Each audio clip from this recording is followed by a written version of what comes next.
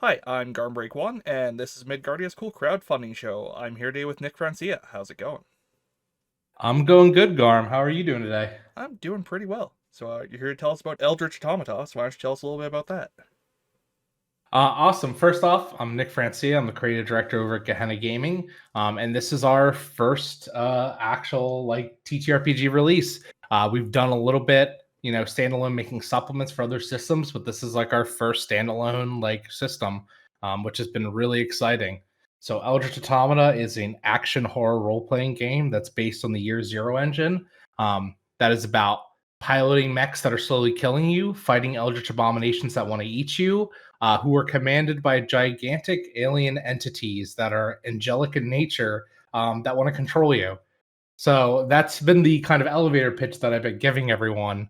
And that's always the best place to get started.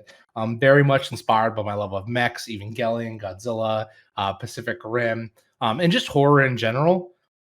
And it really is a love letter to everything that I grew up with as a kid. I love mechs. I've watched more mech anime than any other genre, and even finished most of them, aside from Gundam Seed Destiny, which I'm gonna piss people off by saying it wasn't very good. Um, Oh my! I like Gundam Seed Destiny more than I like Gundam Seed. That's my controversial take. Not a high bar in my personal opinion, but it's okay. We can disagree. Granted, I watched it when I was like 16, so maybe I was it's like, better. Yeah. did you watch it on like? I remember watching that on like Comcast on demand, episode by episode, just like whenever they were free, and then I had to wait like a month for the rest of them to be free. Yeah, I was watching it as it came out via fan subs way back in the day. So, you know, maybe it holds up better than I expect. But Evangelion, I have seen that several times. That's awesome. I will say, if you get me talking on Evangelion, then we're gonna be here for 3 hours as I try to wax poetics about that movie. It's Evangelion's really very much like not only my favorite anime, but just like one of my favorite shows in general and pieces of media. It's a bizarre project like at every level. Like the entire story of its creation, the like weird budget difficulties, the Oh way that yeah, that influenced a lot of its like most iconic scenes, like the elevator scene. It's fascinating. But Eldritch Automata. yeah, no, for sure. I honestly will probably get back to Evangelion just by comparison because there are a few awesome parallels that I can't wait to talk about. But yes, Eldritch Automata, this awesome big core rule book that we're trying to kickstart right now. It's been a wild ride, and the brakes aren't stopping anytime soon. Hopefully. So, what caused you to choose the Year Zero engine specifically for Eldritch Automata? So funny enough, this will actually go back into like the origin story a little bit.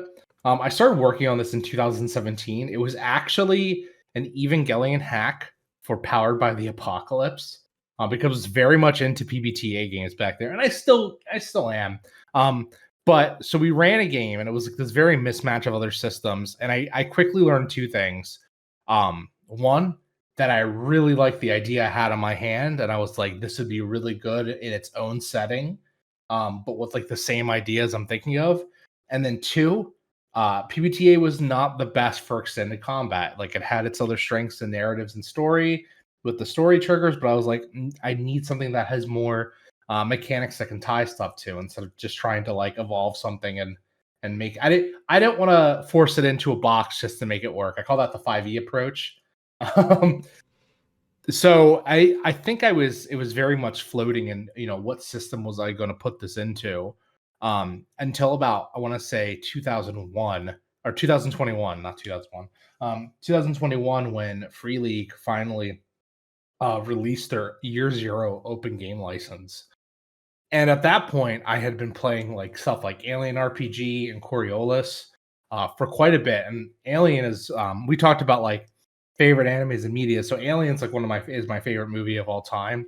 So I'd been hooked on that RPG from the start, and I really liked the setting. I really liked how you could still have battles and like extended engagements, but you had really good story behind it.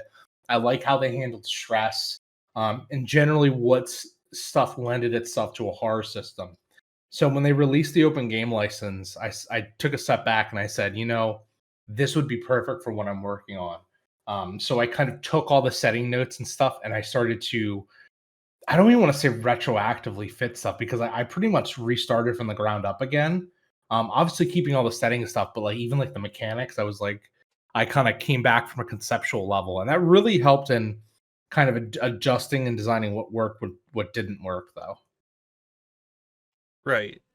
Yeah. I mean, it's been used for a lot of various impressive games over the last few years. Oh yeah, for sure. And I just really like the simplicity of it, but also like how mechanically deep it could be.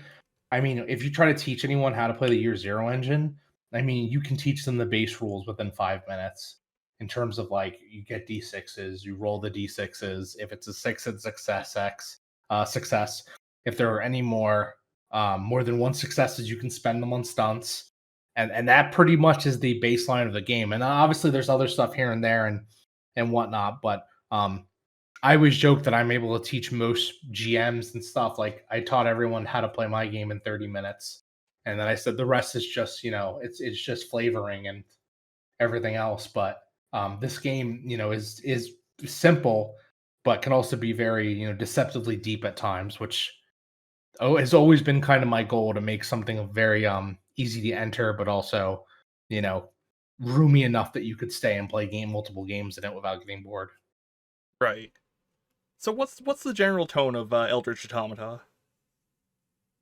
So definitely like horror and post-apocalyptic and all the kind of themes that follow with it. But I also would be not doing it, the story justice and like the setting justice if I didn't talk about there is a sense of hope in it because you have humanity, which has just kind of been beaten down through these like otherworldly invaders, and it's very much about their rebellion, their defense, their defiance in front of something that not only is vastly more powerful than them, but also a type of beast monster that doesn't respect their being, the human species for what it is.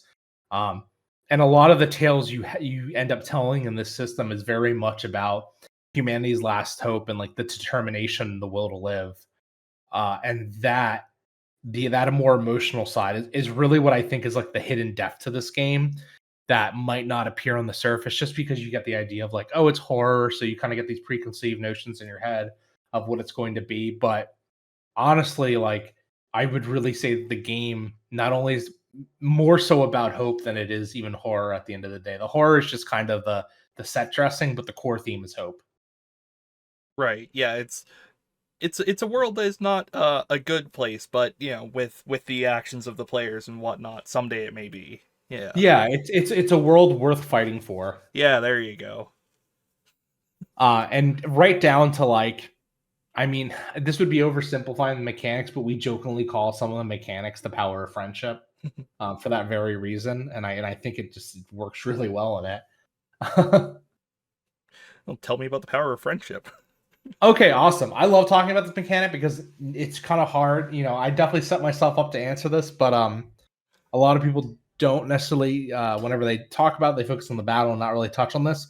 So strands is a mechanic that we created in order to incentivize uh, out of combat role playing that could mechanically affect you down the road and would be beneficial. So if you're not a natural role player that likes to engage with NPCs and PCs, you would be rewarded with that. Or if you're like a person that doesn't necessarily, maybe you're like as they say, a role player, which is perfectly fine. Like everyone fits into certain types. Um, and maybe you're very much focused on the combat and mechanics, you would have incentive to still go out and engage with the story in order to get these things called strands. And strands are semi-permanent resources that you can get. They're shared between the person that you have the strand with.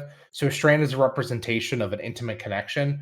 And when I say an intimate connection, it doesn't have to be a friendship. It doesn't have to be a romance. It could be, obviously strictly platonic. It can be a rivalry. It can be an enemy. In the current playthrough we have, people have strands with the main antagonist, human antagonist, which is great. And the way that strands work is that they're a shared resource between the two people. So not only do players have it with other players, but they also have it with other NPCs. So say me and your character have a strand. and we have 2 strands. We'll just say for the sake of explaining this, and we're in combat, and I want to call upon that moment, that emotional connection we have, whether good or bad. That'll actually give me an upgrade in dice. It'll give me an extra die that is actually special in a way that where on most of the system you need a 6 to succeed. On a strand die, you need a 6 or a 1. So it kind of boosts up your chances, which is nice.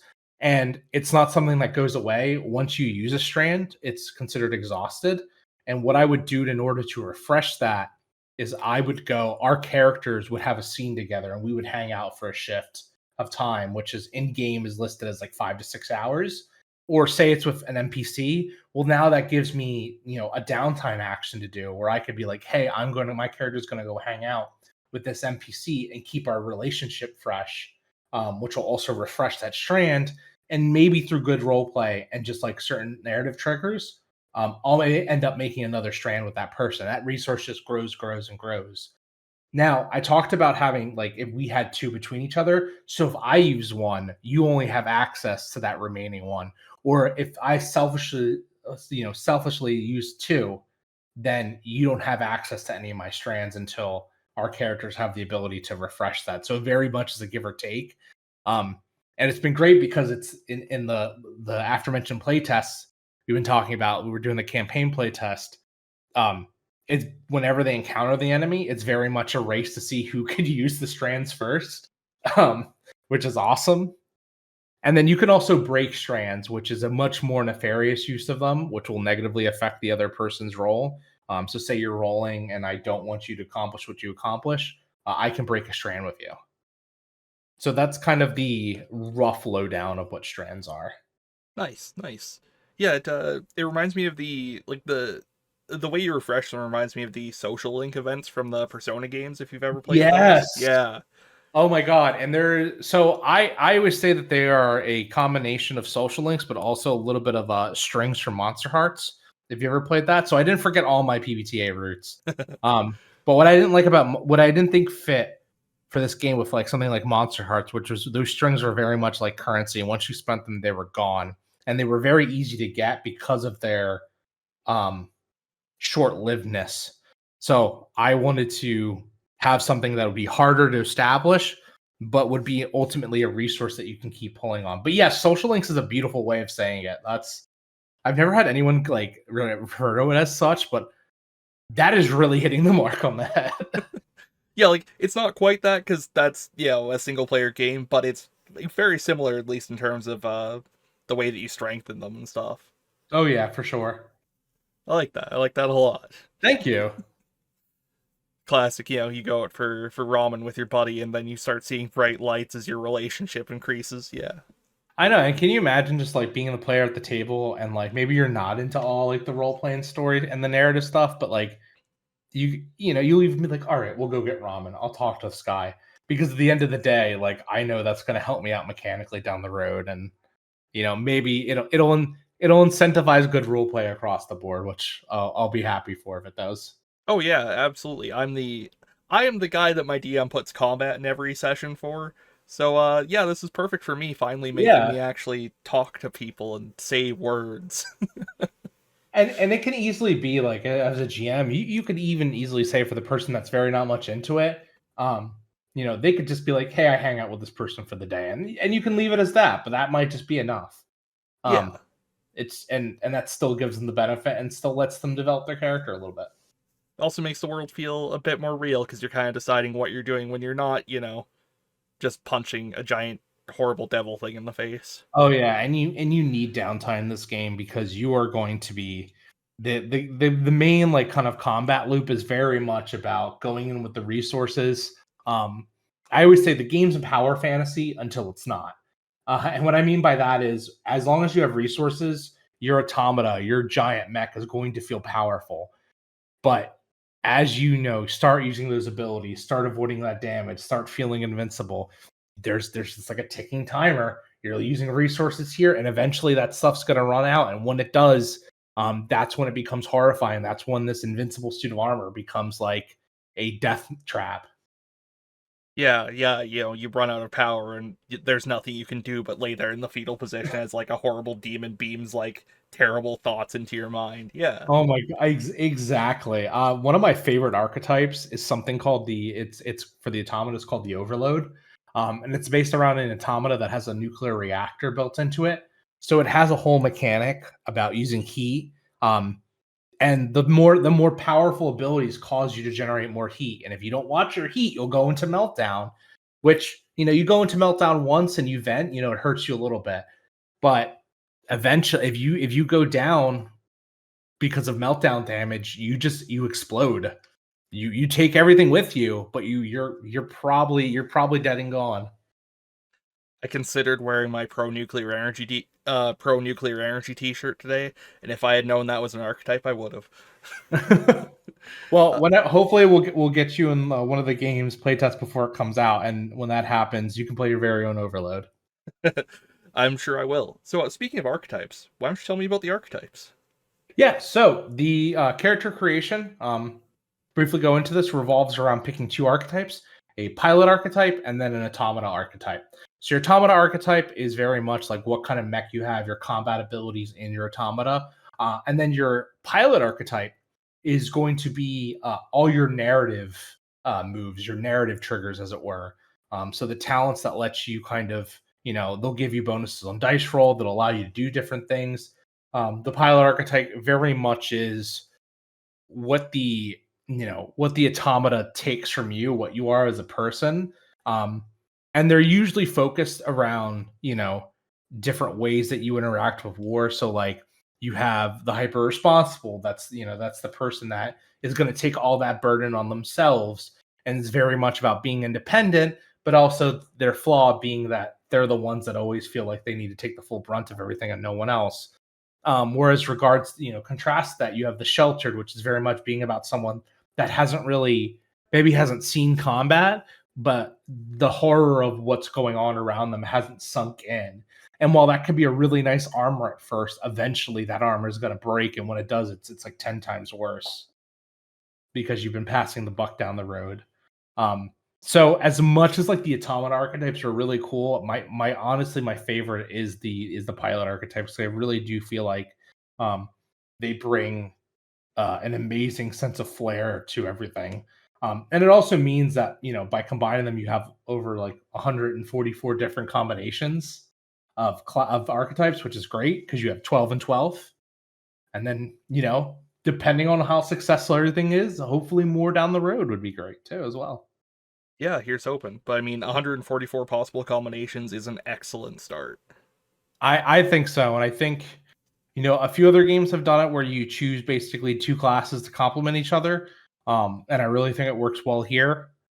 And I've played it. We've ran specifically play tests where characters were different pilot archetypes with the same automata archetypes, and just between the mix up of talents from each archetype, plus like you can design your own weapon, they really did feel different. So that was awesome. Right on. Man, I'm gonna have to watch Pacific Rim again later. It's been a It is while. it is such a good movie, and very much we were talking about our mutual friend Geo before this interview started. But when I talked to Geo about designing, because my whole thing is that Geo designs all the automata. um as much as the concept's my baby, I mean, Geo's the one that brought it to life. Geo made the awesome cover art that you see with the automata fighting the horror. And when we talked, he was like, so what do you have ideas for the mechs, for the automata? And I told him, as much as this game is themed very much like Evangelion, I do not actually like how the Evangelions look, because I very much loved how Pacific Rim, they felt like they had weight. They were chunky. They were actually like war machines. They didn't do like a lot of aerial combat and maneuvers. It wasn't about that. Every step felt heavy. And that's what I wanted to bring with the design of the automata, is just that Pacific Rim feeling that every time they step, the ground's cracking. If they fall into a building, that building is probably going down 9 times out of 10. Major collateral. Yeah, no, absolutely. Like, I was lucky enough to see Pacific Rim in theaters back when it first came out, and my God, that was an experience. Oh no, for sure. And I also remember seeing it in theater and just being like an amazement. Even though that movie, obviously, it's not like Oscar award winning, story or anything, but it does what it accomplishes to do, which is just draw you in and just you just have a great time watching it. So I highly recommend Pacific Rim to anyone listening right now. It's just a good movie. Yeah, too bad they never made a sequel. Yeah, that's really shit. They made a really cool comic series. I'll give them that. And yeah, like Geo's art is fantastic. I'm sure this game will be excellent. This is probably worth the price for Geo's art, quite frankly. Oh no, definitely for sure. And Gio's been awesome about working with us. Gio was like the first person I contacted, because finding like mech artists, you know, there's a great amount of talent out there, but I was looking for a specific look, and the way that Gio's process is with like actually like creating them 3D models and then posing them and then sketching details over them, it really just brought it to life, and instantly I was hooked with all of it. And I said, this is the person that I need. This is the artist that's gonna really bring these robots to life. Yeah, like when it comes to this kind of stuff, he is a very good choice. Also, every time I've interviewed him, he's showed up in airsoft gear, which is awesome. Oh my god, yeah. Gio is just living his dark future cyberpunk, fantasy, and I'm here for it. The man's got style, and I will not deny that. Yeah, dude's excellent. So, I see that you have a stretch goals panel that's blurred out. Can you give Yes. Can you tell me what the first one is? Yes. So we're for total transparency, the stretch goals are blurred out because there are some that we're still confirming. We're pretty sure we have them, but we just want to make sure because we have a few like guest writers, Yep. which are part of the stretch goals. But one that I will reveal, it's the very last. It's the very last one. So I don't mind showing this off. Is that there is a war game stretch goal, which is an entirely new rule set if you wanted to play this game as a miniatures focus game.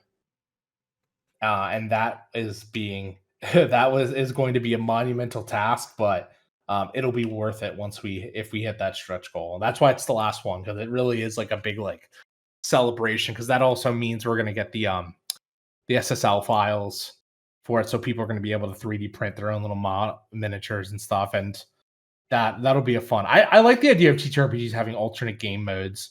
The only one I can think off the top of my head that I've seen doing it is Haunted West, Chris Spivey's horror western game, and that has like a D&D mode, that has a Call of Cthulhu mode, and that has a Super Rules Light mode. And I think I'm like, that's just good. Offer your players the ability, whatever they want to run. Yeah, no, absolutely. I'm a big fan of there being multiple rule sets for the same universe, just like showing different aspects of it. Oh yeah. And then the one of the first ones I will talk about, because I'm very excited. I hope it does get to that point. Is there is a module. We call these modules. They're just like basically enhanced settings that you'll be able to flip over in the book, put in your game, and it'll have like setting places, NPCs, hooks, all different little like side things you can do there. We have a aerial fortress known as the Pegasus, which a little bit named after one of my favorite sci-fi TV shows. A little bit inspiration there, but if you know which one, no, you didn't. But very much about like the Pegasus is an aerial carrier that launches automatas from it. And when I mean launches, I mean the opposite of launches. It literally opens them up and just drops them onto the field of battle.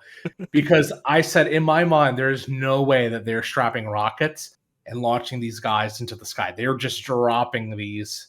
Can I curse on this? I'm not Yeah, sure. yeah, go for it. They can curse. They can drop these fuckers down and just boom into the field of battle. But also it acts as like a mobile base that your players can live in. Your pilots or riders, whatever you want to call it, refer to them as. I really like the visual of that. Like that's like you got the classic bomb bay, and they're just like hanging there by the shoulder, and the Oh floor drops yeah, out, and that's it kind sick. of if it kind of reminds me of like ODST, like that experience when you Yeah, first dropped. But can you imagine that in like a 2-ton mech? And like as soon as you land, you just jolt, and now you're in the battle. it's almost like the novel version of Starship Troopers where they're dropping all the like giant powered armor suits down from space. Yeah, sick. Speaking of Starship Troopers, do you know how many times I've been sent the GIF by any of my friends that have backed it with the whole "I'm doing my part"? Like 20 different times I've been sent that in the past like 2 days. It's an iconic moment of pop It, culture history. it is. That's a Well, good movie. I haven't watched that in a while. I gotta go watch that. if you'd like to know more, click the link below for see the Kickstarter. Uh, yeah, no, it's a good film for considering it was written by somebody who absolutely hated the book, which I get, frankly. Oh, But yeah, that I've never read the original book. I heard it's got some issues, but I Heinlein's like. he's an interesting writer. Yeah, I read a lot. I've just finished. Oh my, I'm going so off topic, but whatever. I'm currently reading through God Emperor of Dune, which I haven't read since I was like back in early college. So I didn't really understand the book too much back then, and now I'm rereading the series, and I go, wow, this is a lot. Yeah, like you're not supposed to think Starship Troopers is a utopia, which I think is the mistake a lot of people make. Oh yeah, and it definitely, if you wanted to make a list of like movies that people don't really get, I'd put that up there alongside like Fight Club and stuff like that. Like Yeah. missing Yeah. the point. Yeah, Joker. If you're missing the point there, my friends, you're missing the point. If there's one thing I learned from Fight Club, it's that masculinity and violence kicks total ass and has no downsides. uh, Anyway, Eldritch no, Automata. Eldritch Tom. Well, speaking of downsides, I can go into some of like the downsides of this game. In terms of like in game, like the stuff that can happen to you. All right. Um, So you have this resource. I always love to talk about this. Is It's called ego, and ego is very much like your sense of self, your identity. Um, and the automata, they're man-made, but they're also partially alive. For in-lore reasons that is explained in the book. It's a very heady stuff. Okay, no, not that heady, but I like to think it's heady stuff. But it's you essentially fuel your ego in order to power your automata, and has this like symbiotic relationship with you. And it's a constant fight for control. Like they are literally vying, the automata is vying against the pilot because it wants to take control. And in order to power it, you're giving that sense of self little by little up. That's what I was talking about, that power fantasy and the dwindling resources. Um, that's your ego constantly dropping as you spend it to activate talents, to activate the big things your automata can do, and that thing can hit zero. And when that hits zero, you berserk, which is you don't recognize yourself as a person. You just become your automata, and your automata takes full control. And it doesn't necessarily know friend from foe. And every automata has an archetype has a berserking talent that comes with it. And when you berserk, you read a little narrative fluff. It gives you the mechanics, and that is your prompt. That is your role play prompt from there to go wild, and you're very powerful. And the nice thing about berserking, it is something that you'll see a lot of, because your team, your players, your team members, if they hit zero durability at all during the fight, if their automata goes down, then the GM will look at them and go, "Do you go down?" And they always have the option of going, "I berserk," which is you recover all your health, you berserk, and now you're everyone's problem. Yeah, So the robot's mouth opens to reveal human teeth and like, yes, yeah. exactly. You go into your overdrive mode, and there's like different stuff that'll happen. Every automata is written a little bit differently.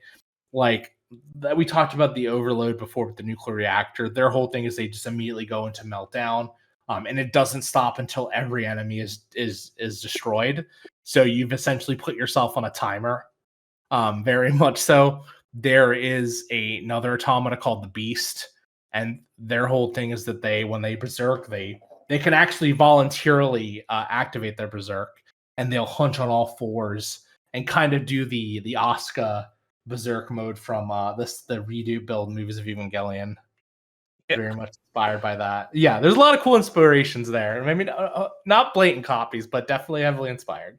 yeah. I want to play The Walking Chernobyl so bad. Oh yeah, the that's funny enough. That's based on Cherno Alpha from Pacific Yeah, Rim. yeah.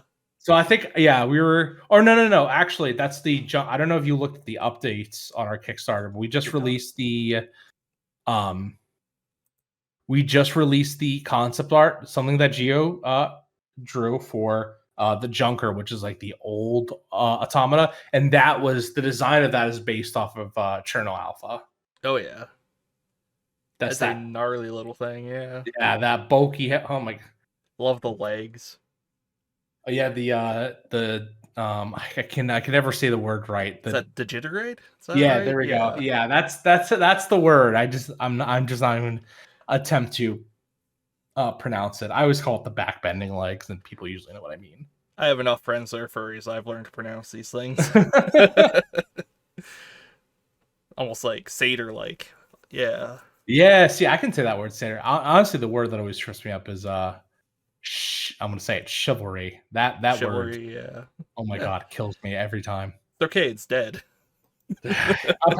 Depending on who you talk to, I guess it is, but whatever. Everyone claims it's dead. um, but yeah, there it's that like this game has been a very big, not only is like a love letter, but it's also just like a passion project of mine. Um, like I recently didn't get, I finally got like actual like I brought it to Gehenna in 21, and I was basically like, hey, I've had this like system I've been developing. I just moved it over to year zero. What do you think? And they were like, yeah, let's do it. Let's get this all written down. And then in the last year, like I want to say starting in the summer is when we started. No, more than the summer. Starting in, I want to say March, we started recruiting writers. Um, and I wrote the mechanics, all the mechanical chapters. So essentially, the first half of the book, I wrote it by myself. And then I said, you know what? For the lore thing, for all the lore and setting stuff, like I want to bring other writers because I want to see what they bring to this world. And we have this really awesome chapter, which is called "The World You Know," which is all about the different regions and whatever everyone has done. So we have like United States, we have Mexico, we have Korea, we have the British Isles, et cetera, and some really amazing stuff that they've been able to come up with. That I was like, wow, I never would have thought of this. So it's very much been an awesome way to like give my baby up and see what other people can do with it, and they've really pushed the envelope. Right on. I'm looking forward to reading all of that. Yeah, thank you. Uh, well, this looks like a very interesting game, and again, it's got Geo's art all over it. Like, Oh yeah, and hopefully more. I said someone was telling me like, well, where's all your art going to? I'm like, I ain't gonna lie to you. Like half of it is probably just gonna go to Geo. We've talked about it's so to be full transparent with the Kickstarter, this is mostly self-funded out of pocket. We've been self-funding all the writing. We self-funded the cover art. It's all been stuff that we've been able to save, and like obviously we earn from our day jobs. And we've been able to pay for writers. And the whole thing is that when we wanted to go to Kickstarter, we wanted to make sure that the manuscript was as close to done as we could possibly get it. So I like to say it's like a 95%, to the point that when the campaign ends, all our backers are going to get the mechanical like ash can. So no art, anything, but you're going to get the rules and everything to play the game. And you're going to be able to play it like immediately. The only thing you're not getting is the setting stuff because that's the stuff we're still finalizing. But even that'll be coming very, very soon. And then the rest is, everything, all of our funding is going to publishing and art. yeah, That's, art's expensive. I wish I could, I want to make a pretty book. I want to make a nice big book. Um, we have backup plans in case that doesn't happen. But in the best world, I want this to be a book that people will be like, even if we don't get to play this, because God knows there are like, I have 100 different systems on my bookshelf in my room that I haven't yet to play, but the art is beautiful, and sometimes I just sit there and read them, and that brings me joy. And if someone can get joy out of playing it, but is also out of like seeing all the cool art that's in it, then I'll be happy as well.